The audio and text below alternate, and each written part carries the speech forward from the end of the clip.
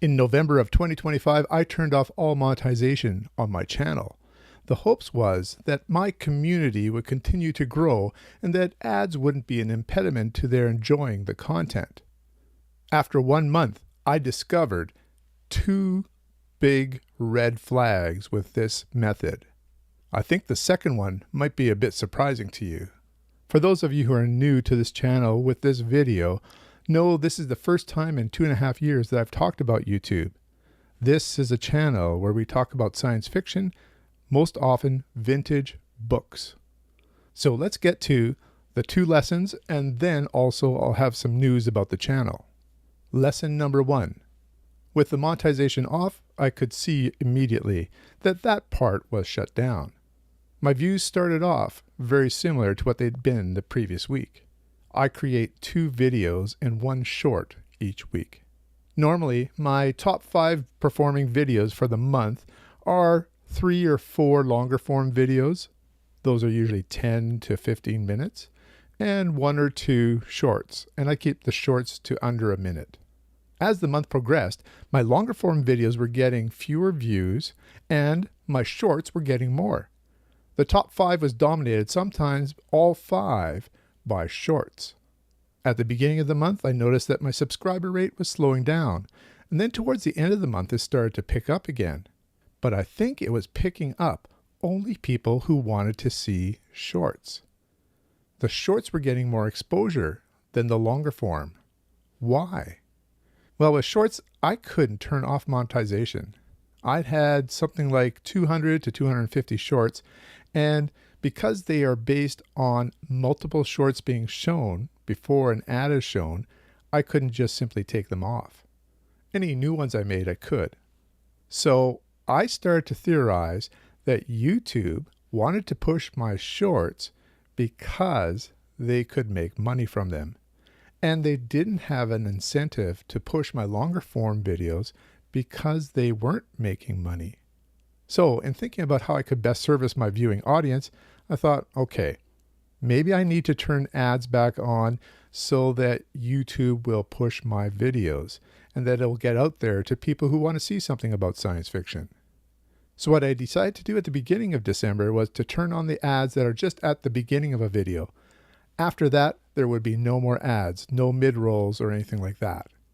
This way, you could watch my entire video without being interrupted. It also didn't give me any sort of incentive to make my videos any longer than they had to be. The second thing I did was decide to take all the short videos off of my longer form video channel. I created a second channel just for shorts, and it just debuted a couple days ago. Why did I do that? Well, I didn't want subscriptions to build on my channel solely for those people who wanted to see shorts. So now I have 2 channels. One, Vintage SF for the longer form videos. And remember here, most of my longer form videos are in the 10 to 15 minute range. Occasionally it gets longer when I talk about people, places, or books. And the second channel is called SciFi Book Shorts. It's exactly what it sounds like. It's a channel of all shorts, all looking at books from my library. So if you just want to have a short browse of some of the books from my library, SciFi Book Shorts is for you. But if you want to talk about books, if you want to hear my reviews, look at some of my conversations with other YouTubers about books and about science fiction media, then Vintage SF is the channel for you. So now for my channel news, I just want to address 3 things. If you're here watching this video because you're interested in shorts and how it affects YouTube channels, that's the first thing I'll address. The second one I'll address is if you are here just for the shorts material that I do, the browsing through the science fiction books. And the third is if you're here for the mother channel, I guess you could call it Vintage SF. So first, if you're here for YouTube, I would love to know your experiences with shorts. Have they affected your channel? How about monetization? Has anybody decided to go unmonetized or decided to just go with ads at the beginning? I'd really like to hear about your experiences as well. After that, you can like the video if you found it helpful, but please don't subscribe. As I said, this is the only video that I've talked about YouTube itself in the 2.5 years I've had this channel. I do thank you for watching. Now, if you're a regular viewer of my shorts, this is what I want to tell you. Go to my brand new channel, SciFi Book Shorts, and you'll find I've already got about 10 videos up there.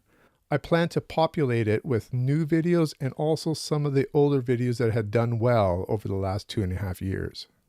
Go over there, like, subscribe, and if you don't want to see any longer form content, unsubscribe to Vintage SF. And finally, if you're here for vintage science fiction, thank you for joining me on this journey over the last 2.5 years. Now, perhaps you do want to see the browsing through my library. There will be some different content than there is here on the mother channel. So what I would like you to do is subscribe to both channels. You'll find links in the description to this video. My goal is to continue building community with other booktubers and with my viewers. I love discussing science fiction with you. For those of you who are still here, one last thing. If you like science fiction and just weird stories, Weird Frequencies is out. This is a book that 13 YouTubers, booktubers, have contributed to. An anthology that's edited by Jake Swick. You can find it at a nominal price on Amazon. I'll put a link in the description below as well. So, until next time, support those booktubers that you enjoy watching, comment, and subscribe to them, and keep reading. SciFi Book Shorts.